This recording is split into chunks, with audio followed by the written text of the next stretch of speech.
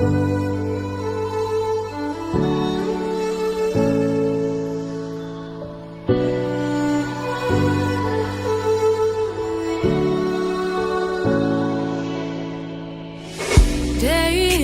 in, day out, they sing their hellos and I'm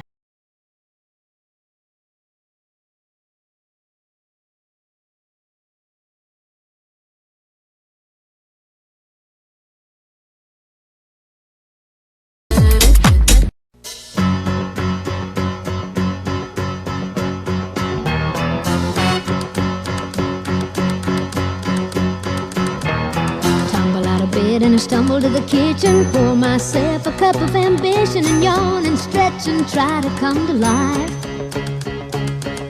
Jump in the shower and the blood starts pumping. Out on the streets the traffic starts jumping with folks like me on the job from 9 to 5.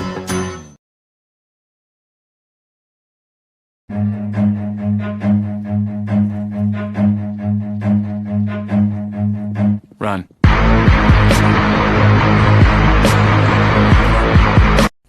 Last minute storm prepping for my horse. Step 1, get an old halter that you don't care if it gets messed up or written on. Step 2, and boop. Also, I'd like to note that I was completely unprepared for this storm, so I would have liked to have put a dog tag like braided into his mane instead of putting an actual halter on him, but you gotta do what you gotta do. Don't be suspicious. Don't be suspicious. Don't be suspicious. Don't be suspicious. Don't be suspicious. Don't be suspicious. Don't be suspicious. Don't be suspicious.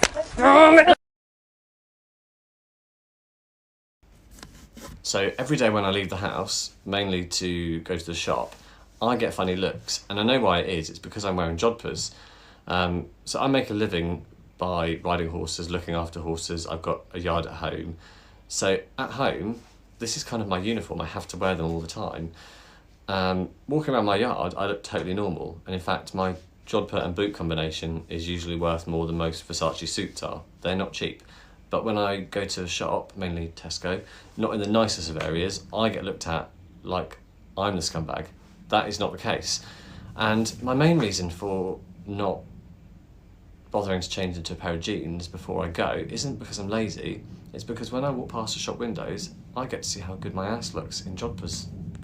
Is your horse lazy like Moonbat is here? You need to try the newly designed carrot on stick method.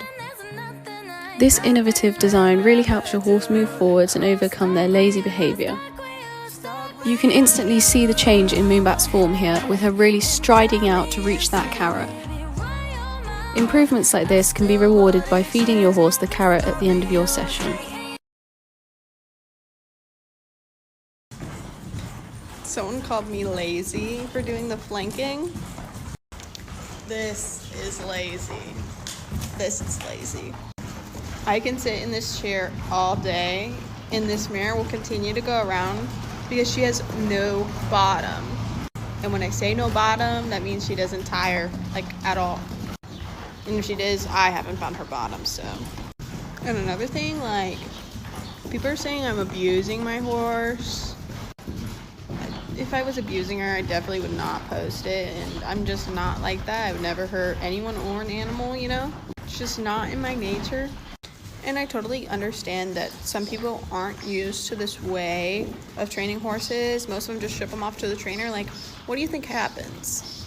Like, most trainers that are legit do this type of stuff, so.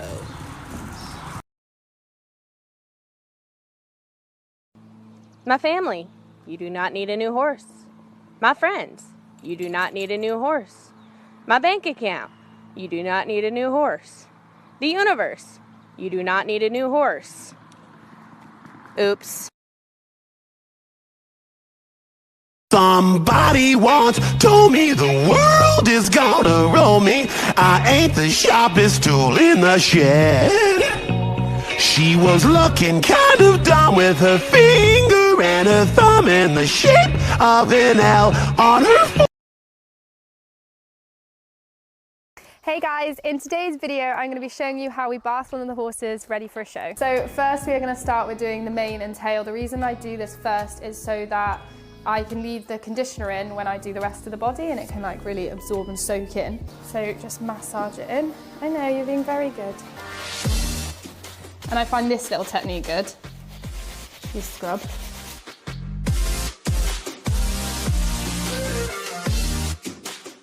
So now I'm just putting the shampoo in. And again, it's just the same thing as when you do the tail, just work it in. You can comb it. It's just making sure that you've got all the bits. You can do this with conditioner as well.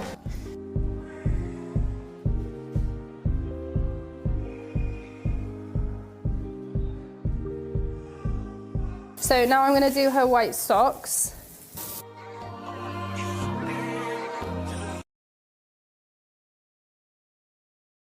One of the annoying rumors that often goes around when it comes to the breeding side of the racing industry is that once the babies are born, we put them on nurse mares in order to rebreed the mare.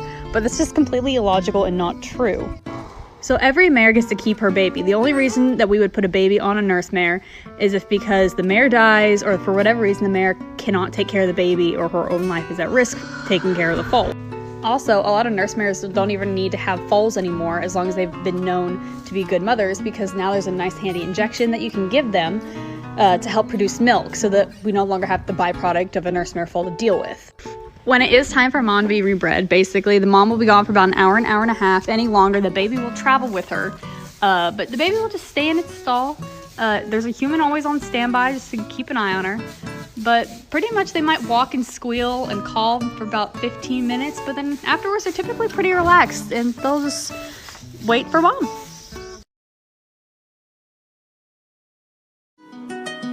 I pull up, step in the kitchen, let's go. Brand new Lamborghini, a cop car, with a pistol on my hip like I'm a cop. Have you ever met a real nigga rock star? This ain't no guitar, but this a Glock. My God told me to promise you gon' squeeze me.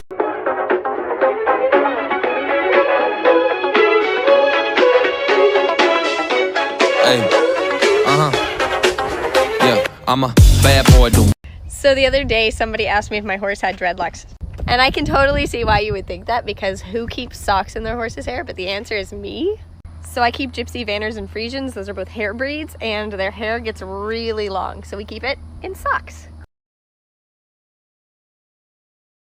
And down, up and down, and up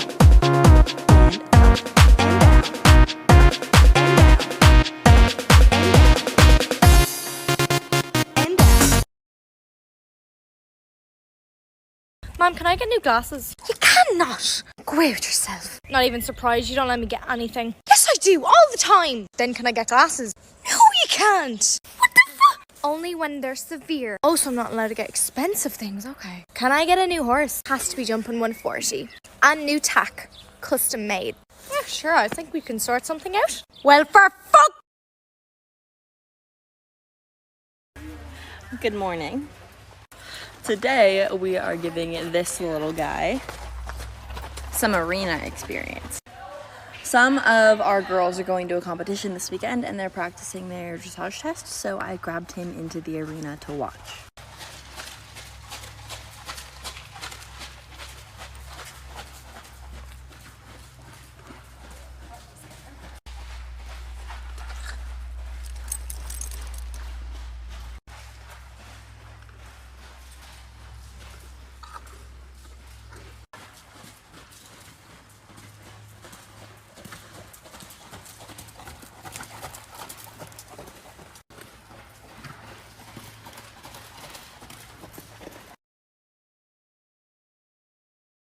Ayo, something traumatic happened that changed my life. Check.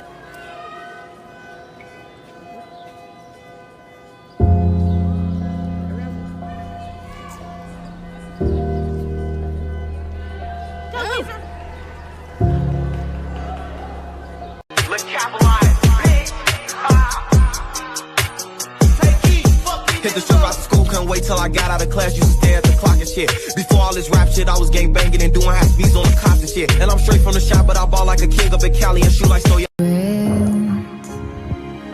can do it. I can do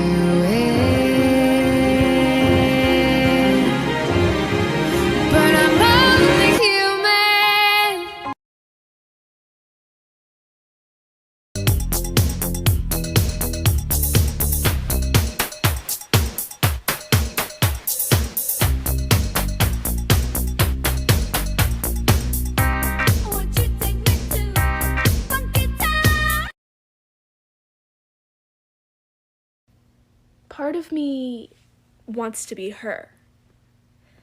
But then part of me wants to be her. But then part of me wants to be her.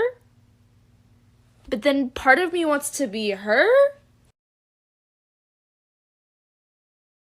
There are some people on the internet who believe spurs are painful and inhumane.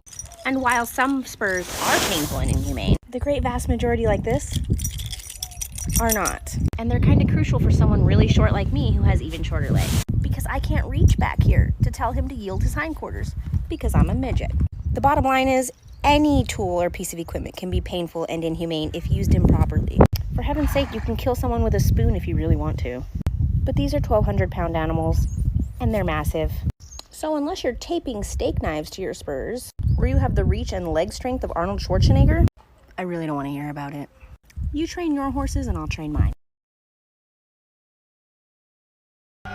Here's a way to measure your horse's gullet and bar angle. First, you're going to need a hanger. Then you need to get behind your horse's shoulder. Mold the hanger to your horse's back. It's going to take a while. And you're going to want to make sure it's even. Once you've got that done, I didn't show this part, but take it inside and trace a cardboard, then cut it out. Take it into your tack store and size it to the saddles. They say a good rider can understand their horse from just being near them. They say a great rider can hear their horse's deepest secrets when they listen to their whispers. You can't ride for shit, but if I break your legs, I don't know who's going to feed me. Put your finger down, equestrian edition. Put your finger down if you've ever ridden bareback. Put your finger down if you've ever fallen off of a horse. Put your finger down if you've ever won at a horse show. Put your finger down if you've ever participated in a 4-H group. Put your finger down if you've been riding since you could walk. Put your finger down if you own your own horse.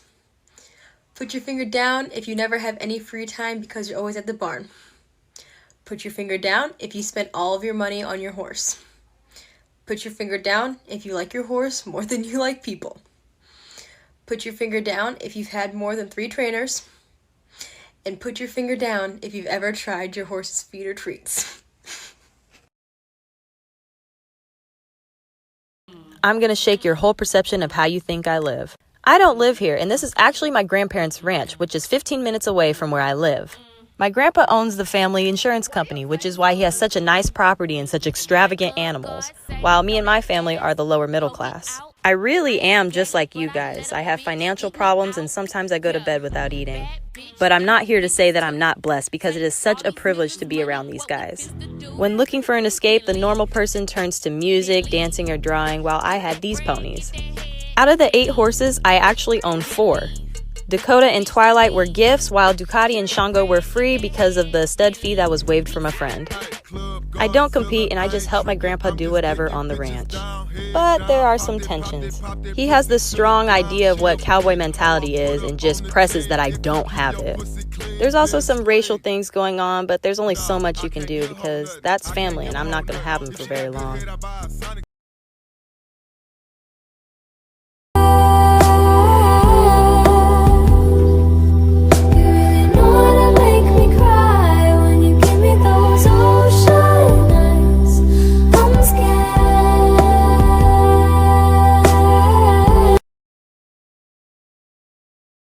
I really got a hold